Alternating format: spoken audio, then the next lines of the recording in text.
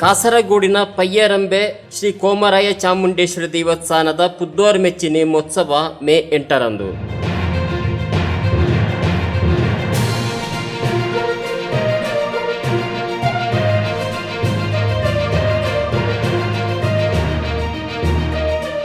ಕಾಸರಗೋಡಿನ ಪಯ್ಯರಂಬೆ ಕಂಬಾರ್ನ 10 ಸಂವತ್ಸರ ಶ್ರೀ ಕೋಮರಾಯ ಚಾಮುಂಡೇಶ್ವರಿ ಹಾಗೂ ಪರಿವಾರ ದೈವಗಳ ಪುದ್ದೋರ್ ಮೆಚ್ಚಿ ನೇಮೋತ್ಸವ ಮೇ 8ರ ಗುರುವಾರ ನಡೆಯಲಿದೆ.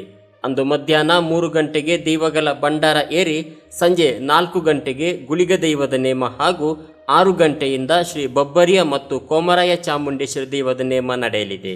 ರಾತ್ರಿ 8:30ಕ್ಕೆ ದೈವದ ಪ್ರಸಾದ ವಿತರಣೆಯಾಗಿ ಅನ್ನ ಸಂತರ್ಪಣೆಯ ನಂತರ ರಾತ್ರಿ 10 ಗಂಟೆಗೆ ಭಂಡಾರ ಇಳಿಯಲಿದೆ.